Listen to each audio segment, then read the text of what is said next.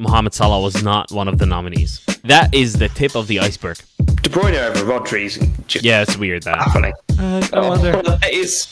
That stings.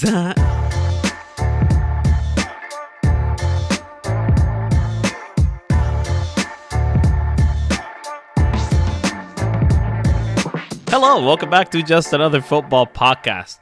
Fun fact, George, this is the first time in the history of this podcast that you and I have done it together alone. Is that true? I think so. Think about this earlier. I don't think we've ever done a podcast like just the two of us. History in 2024. Yeah. JAFP podcast. Fantastic. It's just you and I this time. Yeah. And I've dressed up for the occasion. Of course, Fergal to distract from the fact that I'm talking absolute nonsense. I've dressed up. It's not the fact that I've just got back from work. Yeah, it is not. I'm dressed too casually, if anything. Appreciate that, George. Appreciate it. The first podcast of 2024 as well. Thank you for your patience on the episode. I just haven't been able to get together. I was on a work trip. No. Fergal's on holiday. Harry's got work was in the way as well, same as you.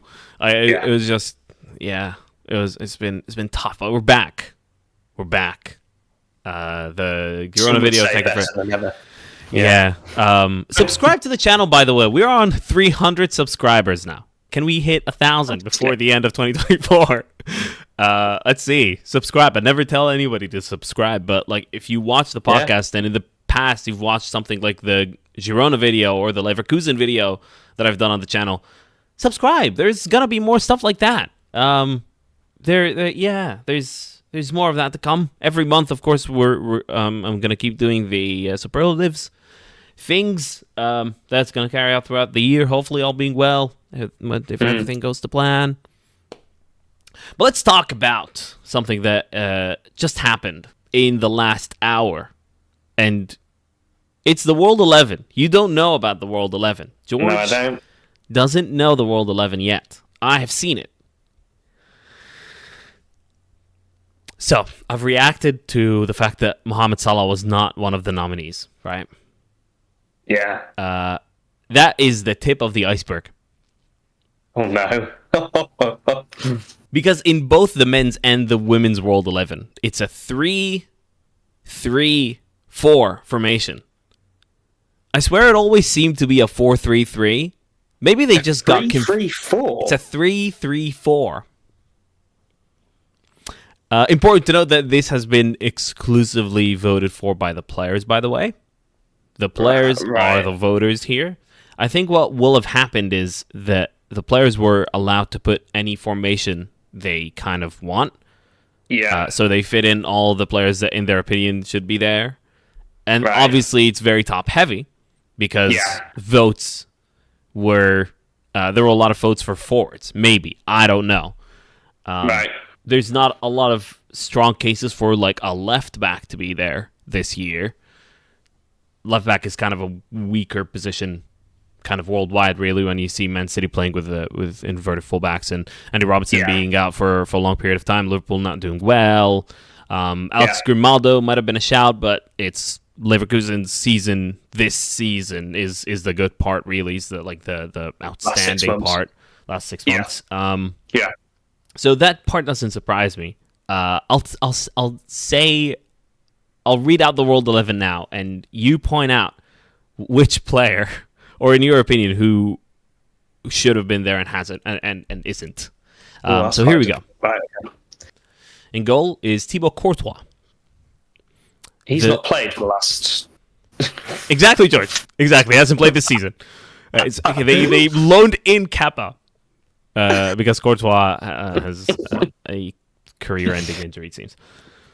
Thibaut Courtois. There you go. Yeah. The three defenders are Kyle Walker, John Stones, and Ruben Dias. So, 3 Manchester City defenders. Yeah. The midfield 3 are Jude Bellingham. Yep. Kevin De Bruyne. Understandably. Hasn't played since August. Hasn't played. And hasn't played. And debuted reappeared after his 6-month injury layoff in January. Yeah. And debutant in the World 11, Bernardo Silva. That's the first time Bernardo Silva has been in the World 11. I like that. I mean, I really rate Bernardo Silva, always have. You know, I think he's heavily underrated. Even sort of the headlines yesterday regarding, what was the day before? Regarding Newcastle City. It was all about Kevin De Bruyne, but realistically, for the first half, Bernardo Silva ran the show a lot of the time, and his goal was super impressive. So, yeah, I really like that shout, to be fair, but some questionable other ones. Yeah, one of the goals of the season, in my opinion, that Bernardo Silva finished. It's so... Yeah, lovely. It's really hard because it was like in the air as well. So he kind of hit it. He made contact with the ball as it landed on the ground. It's very satisfying to watch. Yeah. Not very satisfying that he scored in and of itself because Manchester City won. Like we don't want that. The forwards, 4 forwards, of course. Vinicius Jr., Kylian Mbappe, Erling Haaland, and for the 17th consecutive year, Inter Miami's Lionel Messi. Really? 17 years in a row. Wow. Some careers don't last 15 years. Like this is remarkable. This is absolutely remarkable. His first appearance in the World 11 was in 2007. I was 10. I was in third grade. Incredible. It's really interesting his impact as well, that despite Ronaldo doing well in Saudi, Messi's managed to retain not necessarily the respect, but the sort of admiration of other players, despite having moved to what would be deemed a lesser league. Yeah. To put it, pretty bluntly, but you can see that the players that have played with or even just watch Messi deem him at such a high level that it doesn't matter where he goes, he'll just be in the 11. Yeah. And in my opinion, having watched him in the flesh for the first time in 2023, and obviously having watched him very closely, really throughout his time in Inter Miami, he's still one of the best players in the world. Yeah, he is still every time he plays, as you'd expect, it is just a whole other level. It's a different sport to what everybody else is doing. It's a joke. It's a joke. But there's one obvious omission here. Apart from Mo Salah, which is my own biased opinion, maybe. But where's Rodri in this? Yeah. Well, even Alisson as well. I mean, Alisson, how can you have Thibaut Courtois? I would have understood 2023, 2023 Thibaut Courtois, not 23-24 Thibaut Courtois. It just seems bizarre to have someone who's not played for so long in the World 11, especially when you've got obviously it's so City heavy because of their domination of just Europe wide and within the league. But Alisson has carried that Liverpool team. Yeah, they might not have won anything, but I think that's extremely harsh. Salah, extremely harsh. I mean, not to even be nominated. Incredible. And then you've got to probably look at players like Saka as well, where I know he's not been fantastic, and he's dipped in and out of form, but I suppose it's more of an earlier Premier League run that they had in 2022 rather than this year, so perhaps that's a bad shout. But Alisson, Rodri, De Bruyne over Rodri's just it's weird that happening. Yeah, it's a bit weird. Like I'd like to get into players' heads and see like what were the choices, like what did people vote for? What were the formations like, or did they go just list 11 players? Because that team would get absolutely battered every game. Oh yeah, because you can't have you can't. What three was attacking it? mids. John Stones, Kyle Walker, and Ruben Diaz, and that's about it for any defensive-minded players. It's bizarre. It's bizarre. Like the next most defensive-minded players. Someone like Bernardo Silva has played in the double pivot before. Yeah, he played left wing back. I suppose you could probably put him there. Yeah. It's just. But perhaps. Go on. Perhaps that shows why players, we look maybe unfavourably upon managers quite a lot of the time, but I think if you put players in charge of teams, it would be a lot worse result. And you've seen that with ex-players like Steven Gerrard, Frank Lampard, getting into things. It's not worked out. And I wonder if that's because they're very shallow in how they rank, who they deem to be the best, i.e. if you're putting up contributions and you win titles, you are the best. And that is such a flawed way to look at football in general. It's really fascinating. Another thing that happens every year, and you always see the posts on social media rightly going like, how did that lead to that, and how does this make any sense? Rightly so. Best goalkeeper. There's a best goalkeeper award, of course. Who was the World 11 goalkeeper again? Thibaut Courtois. The men's goalkeeper award has gone to Ederson.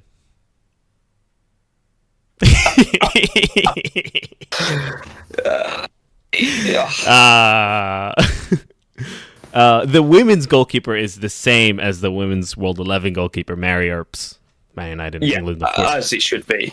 As it should be. Yeah. And so far, Pep Guardiola has won the men's coach of the year. Of course, that's not a surprise. Sarina Wiegman has won the women's coach of the year. The women's best 11 has 7 representatives from England. Wow. And 2 representatives from Spain, despite the fact that Spain won the World Cup. And England, I think, won 3rd place. Do we think that's a matter of coverage in terms of, I guess, maybe I'm doing other countries a disservice in terms of, established women football, but in terms of the English league, it's becoming extremely strong, and the investment is ramping up massively, and I think very quickly it'll become similar to the Premier League in terms of the best players will go there because of the TV revenue, and so if there's more TV, there's more coverage, and if there's more coverage, therefore they'll get into the 11. Even players to a certain extent will only watch a certain number of games, and if it's usually Premier League games, then there's going to be a bias or sort of almost diverted attention towards there.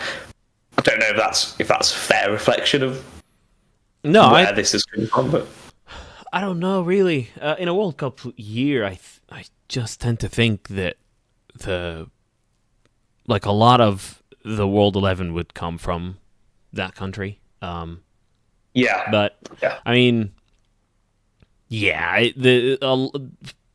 vast majority of the team is English league players.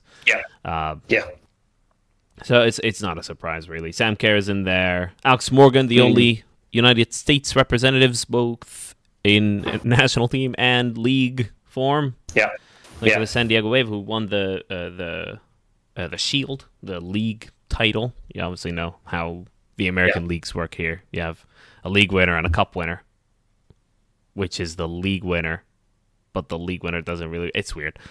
So that's the World 11s. 2, 3, 3, 4s.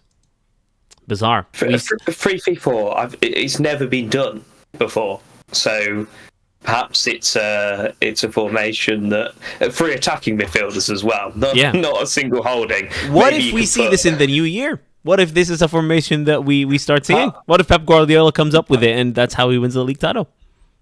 I think he'll probably come up with it because he's bored more than anything else. He'll just go, that sounds like it'll throw cat in the bag for a few weeks and see if we can deal with this. 3 defenders, one of which is traditionally a right back, obviously has gone into a right centre back. So two centre backs and a right centre back / right back. That really annoys me.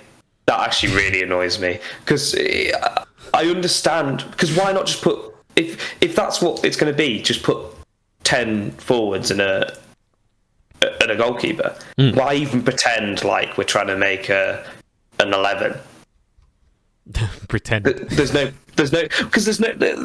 point. I mean, it's not fair on those that are wing backs and are full backs. And are holding midfielders, that those that get goal contributions are just going to get the places in the team. It makes no sense whatsoever. Yeah. They should have a fixed formation with, you have to pick out these nominees. I think it used to be like that. This position, sort of CDM, 2 attacking midfielders. That's fair enough if you want to do it that way, and then right wing, left wing, striker, 4 at the back. It's as simple as that. Yeah, I strongly believe in a 4-3-3 when picking a best 11. So you get your 3 midfielders would be a 6, an 8, and a 10. Yeah. Best left winger, best right winger, best striker. And I'm not there's 2 centre backs there, but what can you do? Yeah. I'm not so anal about if you wanted to maybe put a centre back and right back, and if you want to put a right wing back, right back, or a striker on left wing. That is fine. That's fine. But so you can't put 3 attacking midfielders in the midfield. It's just outrageous. It's just not. Yeah, no, it's bad. It's bad. Awful. Right. So that's these are the awards so far. Pending. Men's player of the year just popped up on the Athletics live feed. It is Lionel Messi of Inter Miami. Really? Oh yeah.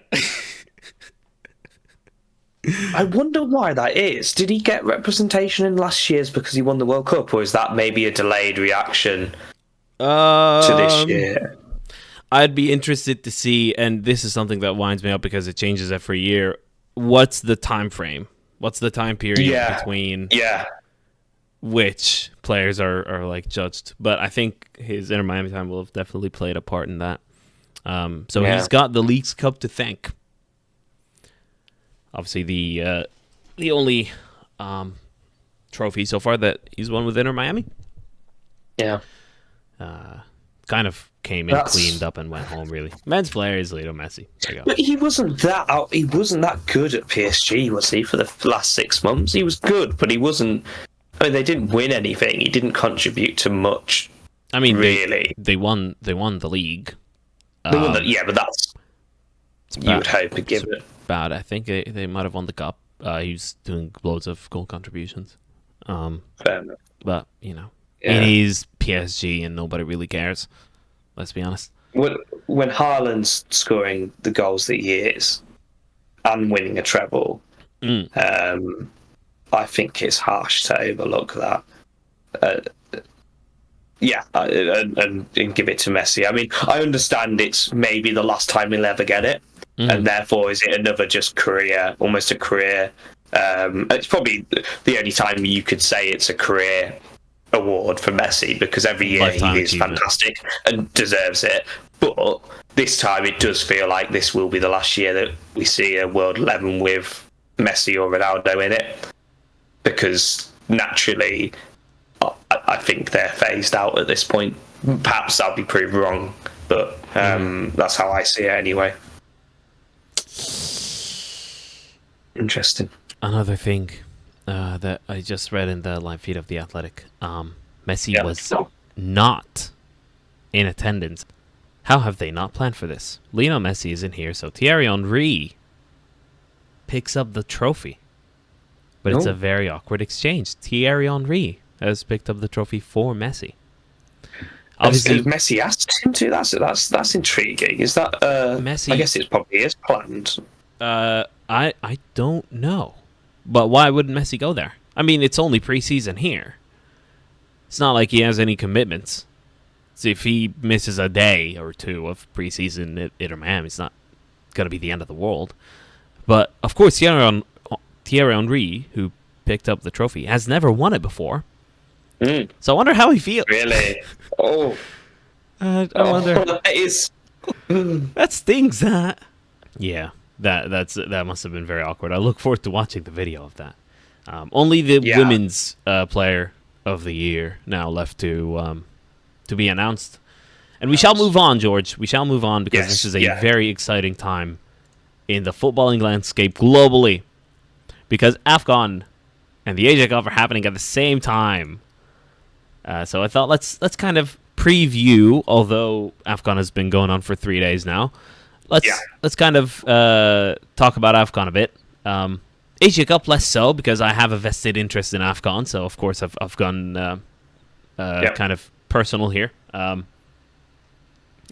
Egypt are obviously in it. There is a lot of strong teams in AFCON. It has started. We have seen some surprise results, including Egypt's. We drew 2-2 to Mozambique. It's not a great performance. Ongoing right now is Algeria, who are dominating Angola, winning 1-0. And another thing that happened in that game is the greatest disallowed goal in AFCON history. The ball was sent over the top. Their striker, his name is Berded Bounajah. So he chests it, and in a very old school football ad kind of way, leaps up and does the most classic bicycle kick you can ask for. It's offside. It's offside. It's offside. Devastating. But his goal was very good as well. So they lead 1-0. Just absolutely dominating the game, to be honest. I watched kind of half an hour before we started the podcast, and have been panning my eye. Apologies on the game. No, absolutely. Some of the squads here are very strong, to the extent that Egypt, who made 2 of the last 3 finals, but haven't won the actual thing since 2010. I don't think we're anywhere near, George. Really? No, I don't think I don't think our level, and it's been coming, to be honest. Youth development in Egypt has taken a slide in the last 20 years or so, in my opinion. Let's say last 15.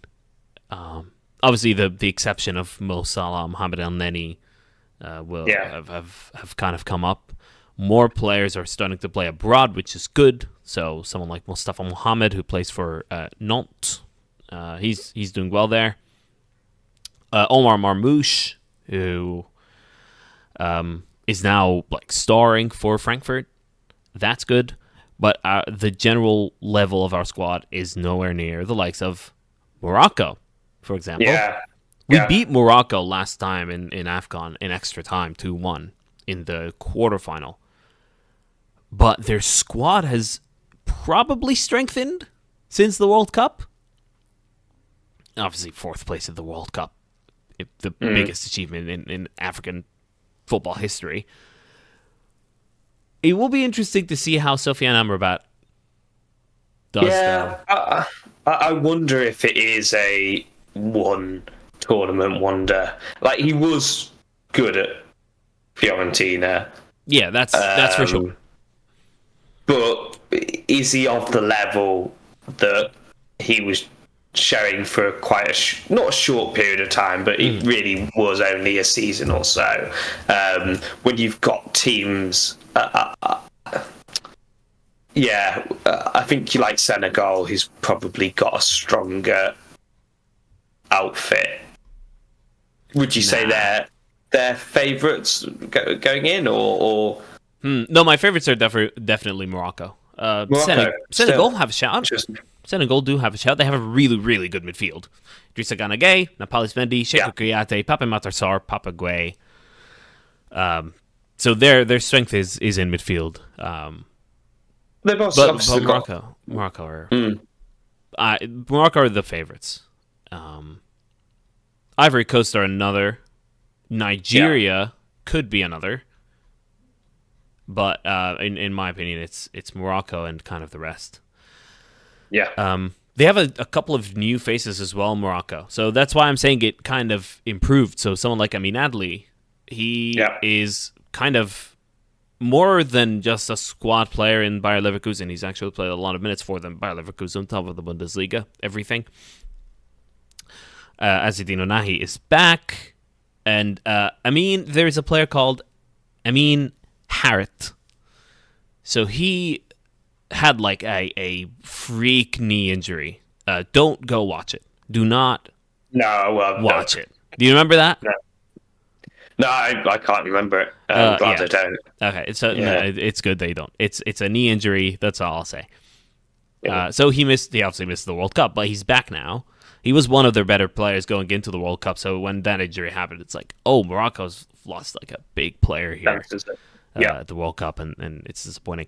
There is a name coming up, playing for Real Betis now on loan from Barcelona. His name is Shadi Riyad. So he is a 20-year-old defender, center back, one of probably the better up-and-coming defenders in La Liga now. He is yet to make his international debut, but he's had such a good season. He's been called up for that and could make his debut for them this year. So it's pretty interesting that they're having new faces coming in and probably ones that will strengthen them. Yeah. Nigeria is another one I wanted to talk about, because if you didn't know, they are on a really bad run of form. Despite being so top-heavy that Victor Boniface is injured and you don't even feel like they're missing anything because they just called up Terry Moffi from Nice. But the last game they won was 6 games ago. It was a 6-0 win against Comoros, I want to say. And then they played their first game of AFCON and drew 1-1 to Equatorial Guinea. Yeah, so not ideal, is it? Do you think that their firepower, like you said, they are top heavy? I mean, Ola Enya, I do rate as despite he's not got too many minutes, I don't think, so far. But I mean, Iwobi, Victor Osimhen, did Lookman? Ademola Lookman is there. Is now declared for Nigeria. Kelechi Iheanacho is an unused substitute.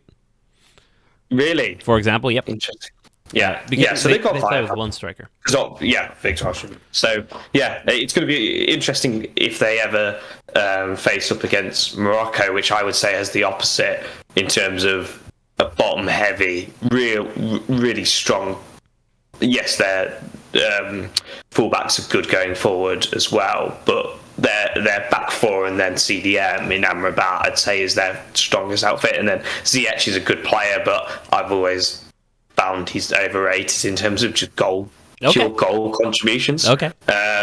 So I think my tip, even though I don't follow African international football as much as I probably should, is that Morocco will struggle in scoring, but that doesn't particularly matter in tournaments as long as you're keeping the ball out of the net. But it should be interesting in AFCON as well. So last year there was like a remarkably low number of goals in AFCON last time out. Egypt drew 0-0 3 times and lost on penalties in the final. So it's really about how strong can you get your defense. We were shocking last time. But our defense was really strong. One of the interesting things that happened to us is, this year we're calling up 4 goalkeepers. But one of the things that happened, there are quite a few teams that have called up 4 goalkeepers. We are one of them. So our goalkeeper, who's Mohamed El Shenawi, who is the best footballer in Africa that's based in Africa. Right. So they have an Inter-African award. He won it. Just one of the best goalkeepers in our history. He got injured, I think, in the second game of last AFCON. And then another goalkeeper, like the backup goalkeeper, played for the rest of the tournament and carried, in some cases, some amazing performances and winning penalty shootouts and stuff. I wonder if that kind of triggered the thought of calling up 4 goalkeepers. I find it incredibly unnecessary. I think it's slightly unnecessary. It's very unnecessary. At the point that you lose 3 goalkeepers, you can go, it wasn't meant to be. It's not, the gods are against us. It's not meant to be at this point. Yeah. I mean, it must be quite a good dawn for African goalkeepers in terms of, obviously, Edouard Mendy, he's kind of fell off a little bit, but Onana, you said, obviously, the Egyptian goalkeeper winning Inter the Inter-African Award for best player. So it seems like it's is that a position where you'd say all round in terms of nations that's been strong in development? I don't know, because Yassine Bono is 32, Mohamed El-Shenawi is 35. Right. 3 of our 4 goalkeepers are over 30. Yeah. Nigeria don't have a good goalkeeping crop. Ghana don't have a good goalkeeping crop. I wouldn't say that's a position of... No. It's a position of strength for some nations. Yeah. Not everyone, though. Speaking of the goalkeeping department, I would like to go to Cameroon here. Because do you know what happened with Andre Onana? No. He played against Man United last night. And he's supposed to be in AFCON. I thought he'd already gone, because I know he delayed because he wanted to play a certain game. Well, I didn't know he delayed. It was for Spurs. Yeah. I think you should be left out of the squad. Exactly. Thank you. Yes, you should be. I think you should be left, especially if you're conceding 2. If you've gone and got a clean sheet from Man United, fair enough. You can come back. No, not even that. And play for us. But no, that's. It would have been funny if he got benched at that point. So what happened then is that they apparently reached an amicable agreement. I'm not too confident about the validity of this. How amicable was it? I don't know. Well, he reached an agreement where he's gonna chance for Angola over the bar. He told them, I'm gonna play against Man United, fly over and play the next day. No, which was today. It was the Cameroon's game was today against Gambia. They won 3-0. Easy. He didn't play. He play as well? Nope. He didn't play. I was going to say that surely you don't have the fitness, even as a goalkeeper. So he flew to Ivory Coast, and then there was a connecting flight to the camp. I think it was. That got cancelled because of bad weather. So he ended up at the stadium too late. If I were Rugobert Song, who is the Cameroon manager, I'd make him 4th choice. Cameroon have called up 4 goalkeepers. I'd make him 4th choice. I just bring him in, sit him on the bench, and tell him you're gonna be fourth choice. We still need you though, Andre. We still need you. You're just gonna be 4th choice. All right. Yeah, that would be my solution. I'm so surprised by that choice by Erik ten Hag as well. It's not as if Onana's been blowing, or just absolutely dominating. He's not been great. You're going to have to prepare for not having him anyway. What is one game going to do? Yeah. In terms of surely you want your backup keeper who's going to be playing for quite a few weeks to be starting as soon as he possibly can in order to get up to match fitness. Yes, it's not ideal against Spurs, but that just seems bizarre to me. And also the Man United physios must have been absolutely going off their rocker with Onana saying I'll play the next day. Just insane. I mean, maybe I kind of, for me, it just shows the kind of personality that Onana is in terms of just very. He's very adamant, audacious. He's very, and so I'm not totally surprised that it's him, if that makes sense. But, if it's him, exactly. Yeah. If you mentioned that story and you told anyone to guess the player, it's probably Andre Onana. Yeah. Who else would do that? Marwan Shamak, maybe. something like that. Yeah. Yeah. Balotelli Balotelli, would do of that. course, would do that. Yeah. Balotelli would have done that. Absolutely. But very few players would be. Incredible, really. From Cameroon as well, if you happen to watch any Cameroon games, keep an eye out for the left back, not because he's a prospect or anything, but he plays for Seattle Sounders. His name is Nuhu Tolo, just known as Nuhu. He just carries and carries and carries and carries and carries the ball, and he is extremely big despite being 5'11". He's just wide and built and fast and strong, and I love him. Keep an eye out for him if he plays, of course. Now, the last thing I wanted to point out, because Algeria have a quite an interesting squad. They also called up 4 goalkeepers. I don't know what's going on. Winning right now against Angola, still 1-0. It's in the 51st minute, 52nd minute as we speak. Houssem Aouar. He's only played 5 caps for Algeria. Weirdly, he's 25 right now. But it surprised me. I think it might have been the fact that he's waiting for a call up from France. But it's slightly surprising to me that he hasn't kind of broken through yet.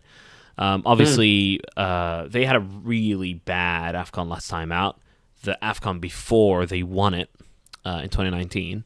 But then their title defense was a 4th place finish in the group. And then at the World Cup qualifiers, they lost the actual qualifying game, the last round, with 10 seconds to go. So at home as well to Cameroon.